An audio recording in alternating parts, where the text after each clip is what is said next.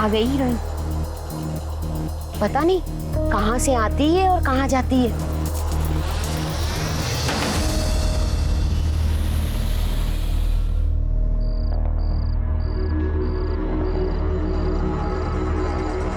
ये इतनी रात को कहाँ से आ रही है? ऐसा क्या काम करती है?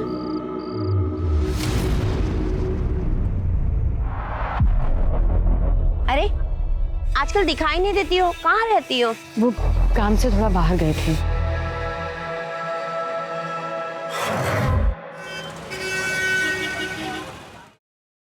हेलो। हाँ हाँ, हम समझ गए, आते हैं अभी। हाँ आते हैं। फरीदा, किसका फोन था? वो किराने वाले का था। बिरयानी का मसाला लाने बोले थे उसे, बोला आ गया है, हम बस लेकर आते हैं। ठीक है।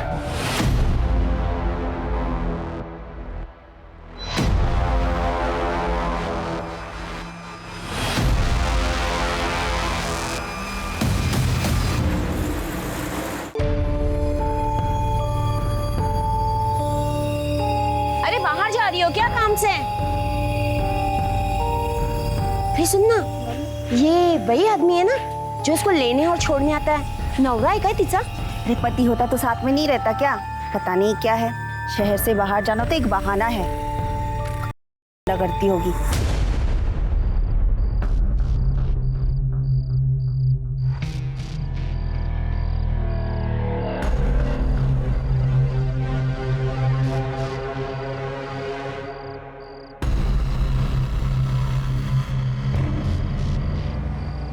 हम आ गए हैं, तुम हो यहाँ? ये लो, अपना ख्याल रखना। खुदा हाफिज।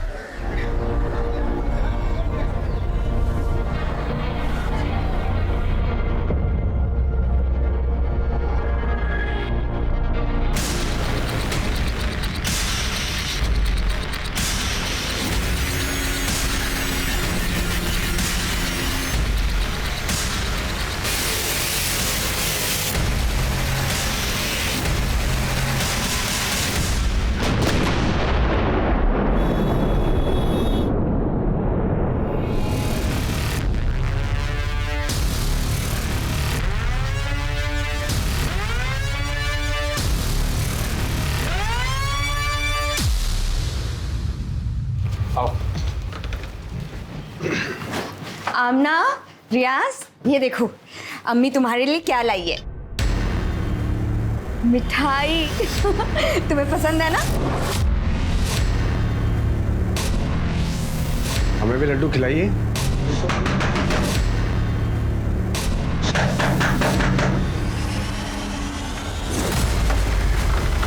सर। फरीदा खातून। जी हाँ, मैं Farida. You're under arrest.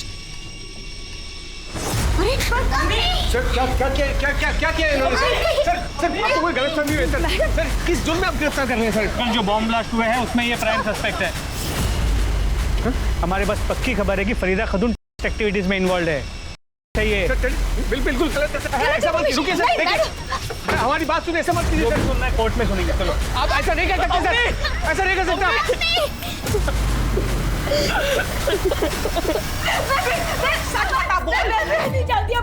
Sir हम आपके हाथ जोड़ते हैं सर।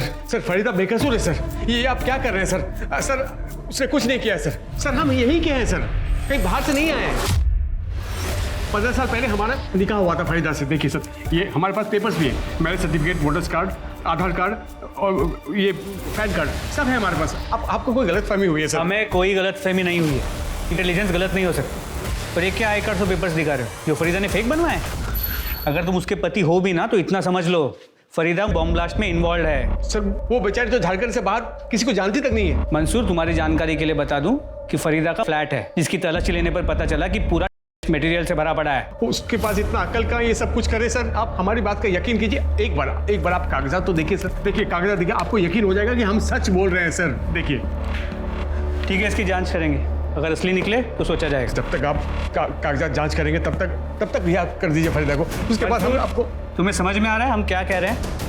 किस केस में इन्वॉल्व है वो? देखिए हमारी बात का यकीन मानिए, हमको एक बार बड़े साहब से बात करने दीजिए, वो हमारी बात समझेंगे। बड़े साहब यहाँ नहीं है, बाहर गए हुए हैं ट्रेनिंग पर, जल्दी वापस नहीं आएंगे।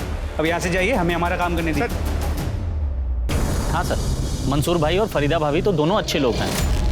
कितने साल से देख रहा हूँ, कभी किसी से झगड़ा तक नहीं किए। फरीदा बेचारी घर गृहस्थी संभालने वाली सीधी सादी औरत है। ये सब क्या तमाशा हो रहा है, कुछ समझ में नहीं आ रहा है। क्या बताएं क्या है। एक रात तो हम खुद उसको चुपके से दबे पांव बाहर जाते हुए देखे थे। कहाँ गई थी कुछ पता है? उस शहर के बाहर गोल मैदान है ना, उस रात को फरीदा को हमारे पति ने मैदान के पीछे जाते हुए देखा था। गोल मैदान क्यों गई थी बता, बोल। ये लो। मतलब तू गई, अभी मुझे जवाब देने के बजाय मुझसे सवाल पूछ रही? क्यों? बता देंगे तो उसको बॉम्ब से उड़ा देगी तू? हाँ? इस फरीदा खातून की पूरी details, call records, mobile locations सब निकालो। फरीदा खातून की उसी ओरिजिनल आधार कार्ड की कॉपी जो सिर्फ फरीदा खातून के पास हो सकती है, मीरा रोड के उस घर में मिली, जिसके बिना पे उसे बॉम्ब ब्लास्ट केस में आरोपी बनाया गया है, टेररिस्ट एक्टिविटी में इन्वॉल्व पाया गया। आधार कार्ड की फोटोकॉपी मिलना कोई बड़ी बात नहीं है इंस्पेक्टर, और आप ये भी अच्छी तरह से जानते हैं कि इंटरनेट का कितना मिसयूज हो रहा है आजकल। ये ज़रूर हो सकता है कि किसी ने फरीदा का आधार कार्ड चुराया हो। आपके पास ऐसा कोई ठोस सबूत नहीं है जिससे आप ये साबित कर सकें कि फरीदा कैसे और कब गई। क्या किसी ने उसको देखा वहाँ पर? बट मेरे क्लाइंट के पास मजबूत सबूत है जिससे साबित हो जाएगी कि वो बेगुनाह है। आज शाम तक आपको बेल के पेपर्स मिल जाएंगे। सर, फरीदा के कॉल रिकॉर्ड्स में उसके पति मंसूर और बेटे रियाज के अलावा और कुछ नंबर मिले हैं जिन पे अक्सर बात होती है। सर, और एक नंबर मिला है जिन पे 15 दिन में एक आध बार बात होती है, और वो भी मंसूर के नाम पर है। मंसूर का दूसरा नंबर? शायद सर। फरीदा की बेटी आमना के पास कोई मोबाइल फोन नहीं है ना?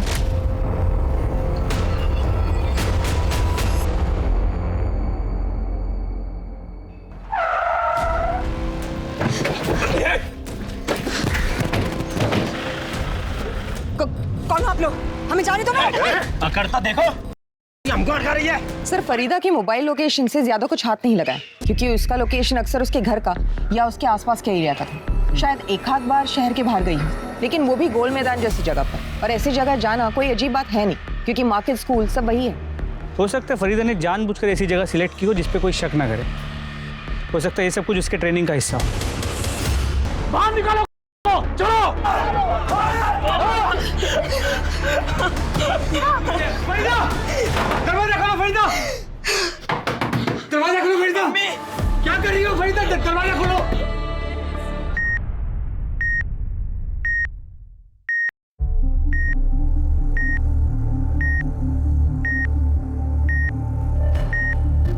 फरीदा खातून कैसी? खुदा के वास्ते आप झूठी हमदर्दी दिखाना बंद कीजिए सब। आप ही लोगों के झूठे इल्जाम की वजह से हमारा परिवार इस हाल में है। मंसूर जी, हमारी आपसे कोई निजी दुश्मनी नहीं है, हम सिर्फ अपना काम कर रहे हैं, और आपकी हिफाजत भी हमारा काम है। इसलिए आज के बाद से 2 कांस्टेबल हमेशा आपके घर के बाहर रहेंगे, ताकि आज जो हुआ है वापस ना हो। नहीं, हमें आज रात ही मिलना होगा। जैसे हालात हैं, कल का कोई भरोसा नहीं। सर, हमारी बीवी फरीदा और हमारी बेटी अमना सुबह से गायब है सर। पूरा घर ढूंढा पर वो लोग कहीं नहीं मिले सर। हम आपके हाथ जोड़ते हैं सर, उनको ढूंढ लीजिए सर प्लीज। आपने उन दोनों को आखिरी बार कब देखा? सर, जब हम सोने गए थे कमरे में तब देखा था। जब सुबह आँख खुली तो फरीदा रूम में नहीं थी सर, और हमको लगा कि घर के कामकाज में लगी होगी। फिर पूरा घर ढूंढा तो पता चला कि फरीदा ही नहीं, बेटी भी गायब है सर। अमना, आपने फरीदा का फ़ोन चेक किया? अपने साथ ले गई है या घर पे रखा है? लगता है ले गई होगी, क्योंकि घर में हमें फ़ोन नहीं मिला और हमने फ़ोन लगाया भी, फ़ोन बंद आ रहा है सर। सिंह, इनकी कंप्लेंट इमीडिएटली लिखवा लो। अब इनके साथ जाइए। सर, कहीं ऐसा तो नहीं कि बेइज्जती और बदनामी की वजह से वो घर छोड़ के चली गई हो, या फिर उसने आत्महत्या कर ली हो, क्योंकि इसके पहले भी उसने सुसाइड करने की कोशिश की थी। अगर उसने आत्महत्या की है तो उसकी बॉडी कहीं ना कहीं तो मिलेगी, लेकिन अगर बॉडी नहीं मिली तो दूसरी पॉसिबिलिटी ये है कि फरीदा सच में और वो फरार हो। लेकिन सर, अगर फरीदा सच में है और फरार हुई है तो वो अपनी बच्ची आमना को लेकर क्यों जाएगी? फरीदा के फ़ोन के पिछले 1 महीने के कॉल रिकॉर्ड से मोबाइल लोकेशंस निकालो, हो सकता है उससे कुछ हेल्प हो जाए। Sir,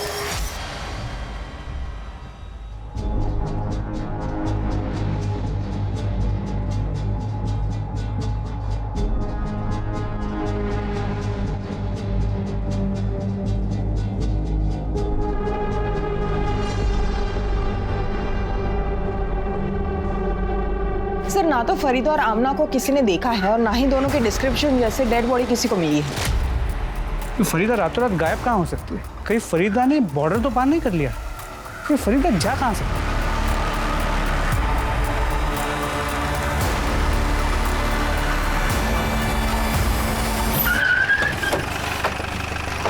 welcome back sir.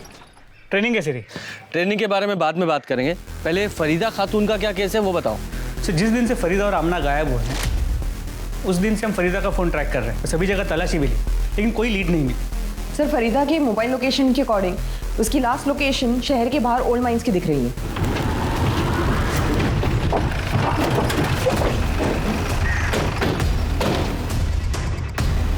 यहाँ से क्या लीड मिलेगी? कैसे? हेलो, कहाँ पर? ठीक है हम आते हैं। सर यहाँ से कुछ ही दूरी पे एक बच्ची की डेड बॉडी मिली है। आमना? सर ये तो आमना है। लगता है चाकू से मारा गया है। सिंह, आसपास मर्डर वेपन चेक करो। सर। पूजा, तुम्हें क्या लगता है ये आमना को कौन मार सकता है? फरीदा? सर मुमकिन तो है, ये हो सकता है कि फरीदा भागने की कोशिश कर रही थी। आमना ने उसे देख लिया, उसका पीछा किया, शायद उसके साथ जाने की जिद भी की। फरीदा उसे साथ में ले नहीं जा सकती थी इसलिए मार दी। तुम्हारा मतलब है कि बेटी माँ पे बोझ बन सकती थी इसलिए मार दिया। और मान लो फरीदा ने नहीं मारा तो फिर ऐसा कौन है जिसने इसे मारा हो और क्यों? सर आसपास का पूरा एरिया चेक किया पर मर्डर वेपन नहीं मिला। सर देखने में तो जैसे कुछ लग नहीं रहा है, लेकिन पेट में चाकू से कई वार किए गए, शायद उसकी वजह से उसकी मौत हुई। बाकी पूरी बॉडी पर कोई निशान नहीं है। सर आमना के हाथों के नाखून में स्किन जमा हुआ है। इसका मतलब आमना ने खुद को बचाने के लिए कातिल पे अटैक किया होगा और उसी कोशिश में उसके हाथ के नाखूनों में उसकी स्किन फंस गई। काम करो, ये जो आमना के नाखूनों में स्किन है इसे डीएनए टेस्ट के लिए भेजो और इसकी फैमिली को बुलाओ, आइडेंटिफाई कराओ और पोस्टमार्टम के लिए भेजो। सब फरीदा को भी मार दिए होंगे ये लोग। नकली देशभक्त बने फिरते हैं, दूसरों की बहन बेटी की इज्जत उछालना, को जान से मार देना अपना हक मानते हैं। छोटी देशभक्ति के नाम पर मासूम लोग पर जुल्म करते, मार दिए बच्ची को। साहब ये सूर्य कुमार उसका आदमी लोग सब हमारी बच्चियां। ये जो कुछ भी बोल रहा है सच बोल रहा है? ये सब कुछ हुआ है इसकी फैमिली के साथ, वो भी देशभक्ति के नाम पर? जी सर, एक्चुअली सूर्य कुमार नाम के एक लोकल आदमी और उसके लोगों ने इसकी पूरी फैमिली को बहुत तकलीफ दी है। अरे कौन है ये सूर्य कुमार और तुमने उसके अगेंस्ट कोई एक्शन क्यों नहीं लिया? इस सूर्य कुमार को उठाओ, आज ही इसका सूर्यास्त करते हैं। देखिए हम अपना पर्सनल स्वार्थ के लिए कुछ नहीं किए, हम जो भी किए देश के लिए किए। अपनी गिरी हुई हरकतों और सड़ी हुई सोच को देशभक्ति के नाम पे मत छुपा। कानून हाथ में लेता है अपने। है कौन तू? कौन है? हे दरोगा, देखो हम बोल दे रहे हैं, हम पर हाथ मत उठाना वरना। उठाया हाथ, अभी लात भी चलेंगी और डंडे भी। क्या करेगा तू? क्या करेगा? क्यों मुंह काला करेगा उस बच्ची की तरह? रियाज की तरह सर फोड़ेगा? फरीदा की तरह बेइज्जत करेगा? क्या करेगा? बोल, आमना को क्यों मारा था? बोल। देखिए विश्वास कीजिए हमारा, हम बाकी सब जो बोले माने वो सब सही है, लेकिन हम किसी का मर्डर नहीं किए हैं। नहीं मारा तुमने। शर्मा, इसकी सारी डिटेल्स मुझे चाहिए। इसके कॉल रिकॉर्ड्स, इसकी मोबाइल लोकेशंस, छोटी से छोटी हर चीज। पहले ही केस में इतनी कॉम्प्लिकेशंस हैं और बढ़ती जा रही हैं, समझ में नहीं आ रहा है। इसे सॉल्व करने के लिए इसे शुरू से देखते हैं। बम ब्लास्ट में फरीदा खातून इन्वॉल्व थी, ये इन्फॉर्मेशन कहाँ से मिली? मुंबई पुलिस के बोरीवली मेन ब्रांच से। इसका मतलब मुंबई चलना पड़ेगा, शायद वहीं से पता चले ये फरीदा कहाँ है।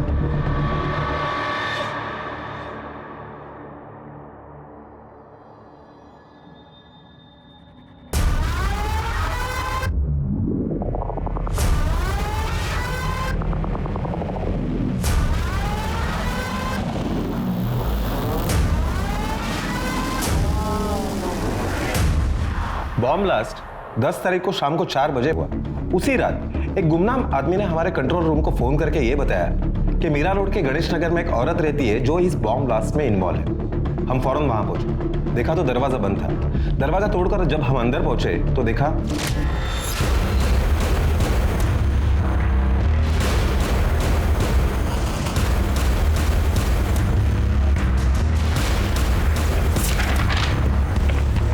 फरीदा खातून, हजारीबाग, झारखंड। अहो साहेब, आम्हाला तिच्याबद्दल काहीच नाही माहिती। हाँ, आते जाते देखते थे उसको। आधी आधी रात को आती थी। एक आदमी आता था उसको छोड़ने के लिए। उसका क्या वास्ता था उससे वो नहीं पता हम लोग को। उस लड़के की शक्ल याद है? वो क्या है ना, कभी टोपी, चश्मा, हेलमेट लगाता था ना, तो कभी उसका चेहरा नहीं देखा। वो औरत है ना, यहाँ भाड़े पे रहती थी और किसी से वास्ता नहीं रखती थी। जी हाँ सर, फरीदा खातून मेरे ही घर में रेंट पे रहती थी। वैसे कभी मैंने उसका चेहरा देखा नहीं, क्योंकि उसका चेहरा हमेशा ढका हुआ रहता था। उसके साथ जो रेंट का एग्रीमेंट किया था उसका रजिस्ट्रेशन करवाया था आपने? जी हाँ सर, मैं चालू काम तो कभी करता ही नहीं। ये उस औरत की रेंटल एग्रीमेंट की कॉपी है, जिसमें उसका चेहरा साफ साफ दिखाई दे रहा है। इन्हीं सब इंफॉर्मेशन के बेसिस पर हमने फरीदा खातून के नाम पर अलर्ट जारी करवाया, जिसे आप लोगों ने भी कंफर्म किया। हमें लगता है कि बॉम्ब ब्लास्ट करने के बाद वो तुरंत झारखंड भाग गई।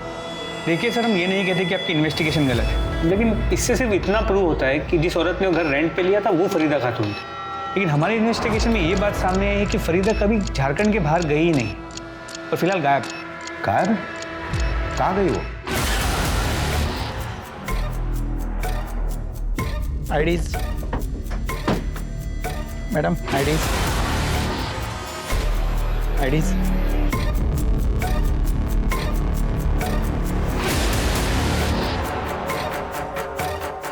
मैडम, आईडीज, आपके आईडीज दिखाइए।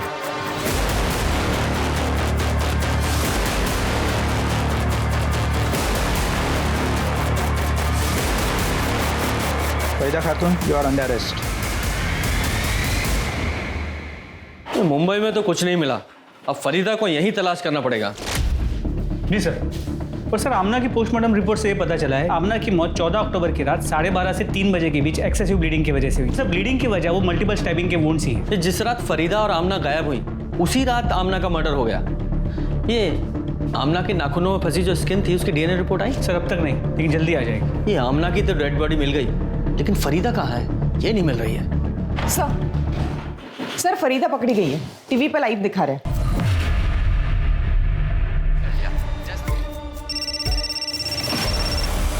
हेलो, हाँ ठीक है, ले आइए।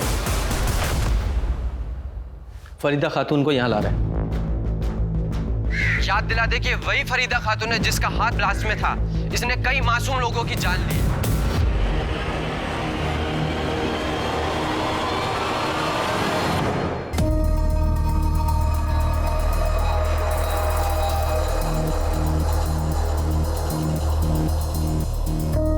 तुम कौन हो? तुम तो फरीदा खातून नहीं हो। सर यही बात तो मैं कब से इन लोगों को बताने की कोशिश कर रही हूँ, पर कोई मेरी बात सुन ही नहीं रहा है। सर मेरा नाम रेशमा थापा है और मैं नेपाल की सिटीजन हूँ। मीरा रोड मुंबई से मैं अपनी कंट्री नेपाल वापस जा रही थी जब उन लोगों ने मुझे पकड़ लिया। एक मिनट, तुम वही लड़की हो ना जो मुंबई के मीरा रोड में गणेश नगर में रेंट पे रहती थी? जी सर। लेकिन जब तुम्हारे पास खुद की आइडेंटिटी है तो फिर तुमने फरीदा खातून के नाम पर वहाँ घर रेंट पर क्यों लिया? सर 6 साल पहले मैं नेपाल से मुंबई आई थी, यही सोचकर कि फिल्म इंडस्ट्री की नई सुपरस्टार बनूंगी। फिर सर मेरे ओरिजिनल डॉक्यूमेंट्स चोरी हो गए और बिना अपने डॉक्यूमेंट्स के किसी दूसरे देश में रहना मुश्किल था। पर मैं बिना कुछ बने, बिना कुछ किए वापस नहीं जाना चाहती थी। इसीलिए मैं अपने ओरिजिनल डॉक्यूमेंट्स की रिपोर्ट लिखवाने के लिए पुलिस स्टेशन गई, जहां मैं मिलिंद धोत्रे से मिली। सर उसने मुझे मिलने के लिए होटल में बुलाया। रेशमा, तुम टेंशन क्यों ले रही हो? मैंने कहा ना, बी कंफर्टेबल। और सर ये पहली बार था जब उसने मुझे मदद करने के बहाने से बुलाया और मेरी ड्रिंक में कुछ मिला के मुझे बेहोश कर दिया और मेरी बेहोशी का फायदा उठा किया और सर उसकी वीडियो बनाई और बाद में मुझे ब्लैकमेल करता रहा और फिर ये सिलसिला चलता रहा। उसका जब मन करता, जहां मन करता वो मुझे बुलाता था। सर उसी ने मुझे फरीदा खातून नाम की एक लेडी का आधार कार्ड दिया, उस पर फोटो मेरी लगी थी सर। उसी आधार कार्ड के बेस पे वो मुझे रेंट पे घर दिलाया करता था। सर मुझे अपनी असली आइडेंटिटी छुपानी पड़ती थी, इसीलिए मैं हमेशा किसी से बातचीत नहीं करती थी। फिर सर 2 महीने पहले मुझे पता चला कि मैं प्रेग्नेंट हूँ। सर मैंने बहुत कोशिश की उसे मनाने की मुझसे शादी कर ले, और सर मैंने उसे धमकाया भी कि अगर वो मुझसे शादी नहीं करेगा तो ये मैं साबित कर दूंगी कि ये बच्चा उसी का है। फिर सर मैंने सोचा कि वो तो खुद एक पुलिस वाला है जो मेरी नकली आइडेंटिटी बना सकता है, तो वो कुछ भी कर सकता है। इसीलिए मैंने डिसाइड किया 5 तारीख को सुबह 6:30 बजे मैं घर से निकल गई। सर हाईवे से मैंने पहली बस ली जो नासिक जा रही थी, फिर वहाँ से दूसरी, फिर तीसरी। सर इन सब में मेरे सारे पैसे खर्च हो गए। फिर मैंने अपनी ज्वेलरी बेच दी। तो सर मैंने डिसाइड कर लिया कि मैं नेपाल चली जाऊंगी। कम से कम वहाँ मेरी फैमिली तो है जो मुझे और मेरे बच्चे को देख सकती है। सर मैं वहीं जा रही थी। जब उन लोगों ने मुझसे आईडी प्रूफ मांगा तो सर मैंने फरीदा खातून का आधार कार्ड दिखा दिया, और सर उन लोगों ने मुझे डैडी समझ के पकड़ लिया। तुम्हें पता है जिस दिन तुम मुंबई से भागी थी, यानी कि 5 अक्टूबर को, उसी दिन बॉम्ब ब्लास्ट हुआ था? नहीं सर, मुझे इन सब के बारे में कुछ नहीं पता। अभी जो कुछ भी तुमने बताया है अगर वो सच है तो मिलिंद धोत्रे अब तुम्हें कभी परेशान नहीं करेगा। सर आपको गलत इंफॉर्मेशन मिली है, मैंने कुछ नहीं किया है। एक डीएनए रिपोर्ट ये साबित कर देगी कि रेशमा के पेट में जो बच्चा है ना वो तेरा है, और फिर तेरी सारी कहानी खत्म। बता सच्चाई क्या है? इसे नहीं मानेगा। सर वो रेशमा सही बोल रही है। मैंने नशे की दवाई उसको शराब में मिला के पिलाई थी। सर मैंने उसको फरीदा खातून के नाम से अलग अलग जगह पे भी रखा था। सब कुछ ठीक चल रहा था सर, फिर वो शादी की रट लगाने लगी। अभी मैं अपने बीवी बच्चों को कैसे छोड़ सकता हूँ सर? इतना वफादार है तू? आगे बोल। वो 5 तारीख को जो बॉम्ब ब्लास्ट हुआ था ना, तो मुझे आइडिया आया कि मैं रेशमा को उसमें फंसा दूंगा। इसके लिए उसके घर में गया और टेरर सेल एक्टिविटी में जो पैम्पलेट्स हम लोग को मिले थे वो मैंने उसके घर में फैला दिया। सर मेरे को मालूम नहीं था कि वो सुबह ही जा चुकी है। मुझे लगा बेडरूम में सो रही है। उसके बाद मैंने पुलिस को गुमनाम कॉल किया। मुझे लगा सर कि वो एक बार बॉम्ब ब्लास्ट के केस में अंदर जाएगी तो ज़िंदगी भर प्रूफ नहीं कर पाएगी कि वो टेररिस्ट नहीं है। धोत्रे, अब तू जिंदगी भर कुछ प्रूव नहीं कर पाएगा। मोरे, चार्जशीट बनवाया चाहिए। सर सुनिए साहब, आप जो औरत को बॉर्डर से लाए हो वो फरीदा खातून नहीं है, वो कोई और है। लेकिन तुम्हें कैसे पता? उसकी शक्ल तो हमने कहीं दिखाई नहीं है। क्योंकि फरीदा खातून पिछले 2 दिन से हमारे पास थी, हम उनको पहचानते हैं और पोस्टर भी देखे हमने। थी मतलब? अब कहाँ है? मालूम नहीं साहब, शहर के बाहर हमारा चाय का ठेला है। कुछ दिन पहले एक आदमी आया था, उसने कहा यहीं पास में खाना बना कर दे सकते हो? हमने कहा हाँ। उसने कहा कि दरवाज़ा बंद रहेगा, औरत को खाना देकर दरवाज़ा बंद करके जाना। लेकिन जब हम वहाँ पहुँचे तो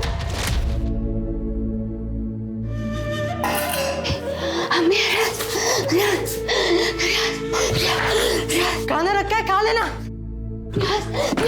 हम 3 दिन तक उसको खाना देते रहे, लेकिन उस औरत की हालत बिगड़ती जा रही थी और हम समझ गए वो आदमी उसके साथ गलत कर रहा है। और हमको रियाज बोलती थी और एक बात बड़बड़ाती रहती थी कि हमने को मार दिया, हमने को मार दिया। उसकी हालत हमसे देखी नहीं जा रही थी, इसलिए हम 2 दिन पहले उस औरत के पास गए और ये लो 100 रुपया, इतना ही है मेरे पास, इसे ले लो और यहाँ से भाग जाओ, नहीं तो एक दिन ऐसे ही मर जाओगी। चलो चलो यहाँ से चलो। तू अम्मी का बेटा है ना? हाँ हाँ। तू हमसे मिलना आएगा? हाँ। चलो अब तुम आजाद हो। चलो जाओ यहाँ से, नहीं तो जल्लाद आ जाएगा। जाओ। नहीं, हम नहीं, हमारे साथ चलो, चलो हमारे साथ। हम आएंगे, तुम जाओ, हम आएंगे। तू मेरा बेटा अम्मी से मिलने आएगा? हाँ हम आएंगे, तुम जाओ यहाँ से, जाओ। सब साथ रहेंगे, सब खुश रहेंगे। तुम्हें पता है वो कहाँ गई है? नहीं मालूम साहब। उसके बाद हम अपने काम पे लग गए, ऊपर से वो जल्लाद का डर। कौन जल्लाद? कौन था वो आदमी?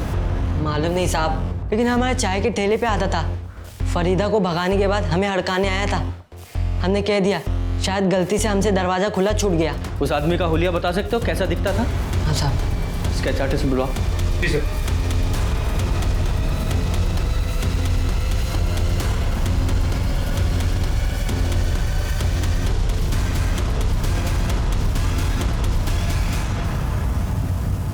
पक्का यही आदमी था? हाँ साहब, यही था। और माथे पे एक लाल टीका भी था। तेरा ही आदमी है ना ये? नाम क्या है इसका? कौन है ये? ये तो हम। अरे तेरे ही यहाँ का टाइम नहीं है, नाम बोल। बलराज मिश्रा। बलराज मिश्रा है। कहाँ मिलेगा ये? फरीदा कहाँ है? कहाँ रखा है तूने उसे? वो तो भाग गई। कहाँ है, कहाँ गई, हमको कुछ नहीं पता। मतलब तू मान रहा है कि तूने उसे किडनैप किया था? कहाँ से किडनैप किया था तूने उसे? हैं? कहाँ रखा था? सर एक रात हम घर जा रहे थे। सच के साथ झूठ मिला के बोल रहा है तू? आमना को क्यों मारा? क्यों मारा उसे? सर हम कसम खाकर है कि हमने कुछ नहीं किया। वो तो हमारे पहुंचने से पहले वो मर चुकी थी। हम तो खाली उस को अपने साथ ले गए थे। उसने बम ब्लास्ट और देश के साथ की थी, तो हम उसको सबक सिखाना चाह रहे थे। बस हम 10 दिन उसके साथ यही करते रहे। उसके बाद एक दिन भाग गई। शर्मा, इस पर फरीदा की किडनैपिंग केस बनाओ और सूर्य कुमार को रिलीज कर दो।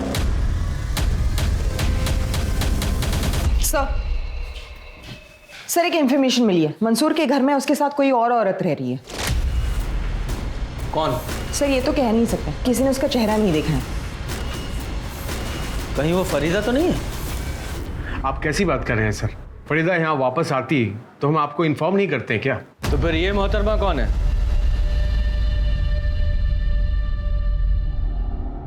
सर ये हमारी पहली बीवी जीनत है।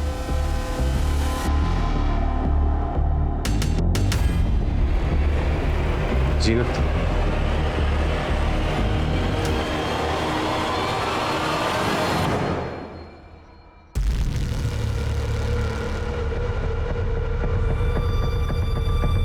सर 15 साल पहले हम जीनत को तलाक दे दिए थे क्योंकि ये कंसीव नहीं कर सकती थी और हमें अपनी औलाद चाहिए थी, इसलिए हमने फरीदा से निकाह कर लिया।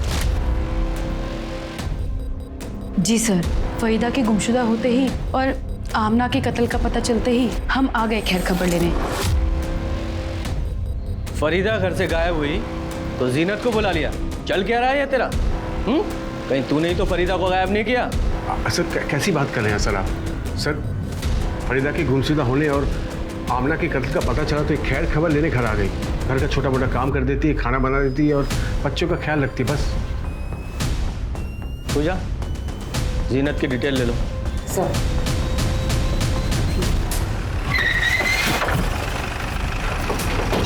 सर चाकू से पेट पे अनगिनत वार किए गए। जिसने भी फरीदा को मारा है उसने ये कंफर्म किया कि वो बचेगी नहीं। सर इस तरफ इसका मर्डर भी ठीक उसी तरह हुआ है जिस तरह से आमना का। ये दमयंती है, मंदिर के बाहर भीख मांग के अपना गुजारा करती है। सबका कहना यह है कि फरीदा सिर्फ इनके साथ ही बात करती थी। फरीदा के बारे में आप कुछ बता सकती हैं? ये कुछ दिन पहले ही यहाँ आई थी, मंदिर की सीढ़ियों पर बैठकर भीख मांगा करती थी। साहब यहाँ के लोकल गुंडे हैं ना, उसको उतना ही पैसा रहने देते थे कि वो पेट भर के खा सके। कभी कुछ नहीं बोलती थी साहब, बस खामोश रहा करती थी। कभी कभी बड़बड़ाती रहती थी कि आमला को मार डाला, आमला को मार डाला। वो रियाज को याद करती रहती थी। हमने पूछा भी, 2 दिन पहले अचानक उसने कहा कि मुझे फोन करना है। किसको फोन किया था उसने? मुझे तो पता नहीं। अच्छा आप बता सकती हैं कौन था वो आदमी जिसके फोन से फरीदा ने कॉल किया था? नहीं, मैं तो नहीं जानती हूँ साहब। फरीदा ने किसके फोन से कॉल किया था मुझे क्या पता। हजारों श्रद्धालु आते जाते रहते हैं यहाँ पे। शर्मा, मंसूर से बॉडी आइडेंटिफाई करा के पोस्टमार्टम के लिए भेजो। सर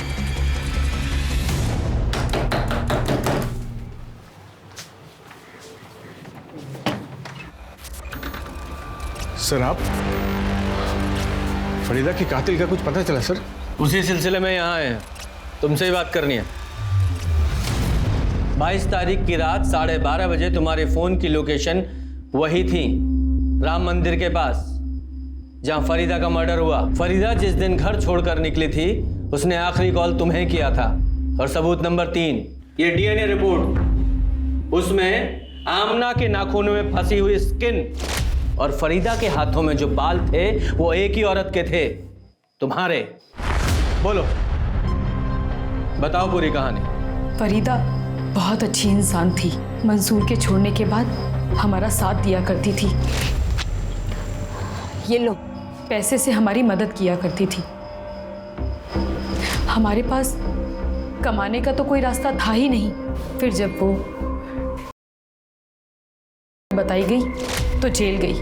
हम तो सपने सजाने लगे थे कि फरीदा अगर मंसूर की ज़िंदगी से निकल जाएगी तो वो हमें अपनी ज़िंदगी में वापस बुला लेंगे। फिर पता चला कि फरीदा खुदकुशी करने में नाकाम हो गई है। एक रात उसका फ़ोन आया कि आज ही उससे मिलना होगा। आखिरी बार वो पैसों से हमारी मदद करेगी, क्योंकि घर वालों की बेहतरी के लिए वो हमेशा के लिए शहर छोड़ के जा रही है। शहर के बाहर हम रात को जिस जगह मिलने वाले थे, फरीदा के साथ आमना भी आ गई। तो हमें लगा उसने फरीदा को घर से निकलते देख लिया होगा, तो जिद करने लगी होगी, इसलिए वो उसे अपने साथ लेकर आ गई। तभी हमने फैसला किया कि हम इन दोनों को ही मार देंगे। हम घर जाकर मंसूर के पास जाने की तैयारियां करने लगे। हमें लगा कि फरीदा तो अब तक मर चुकी होगी। फिर एक दिन उसका राम मंदिर से मंसूर के फ़ोन पे फ़ोन आया। मंसूर उस वक्त बाथरूम में थे। फ़ोन हमने उठाया। बिना सोचे समझे बोले जा रही थी कि जीनत ने आमना को जान से मार दिया है और अब वो हमें भी मारना चाहती है। हम यहाँ राम मंदिर पे हैं, आके हमें ले जाओ। हमने बिना कुछ बोले फ़ोन काट दिया और रात को राम मंदिर चले गए।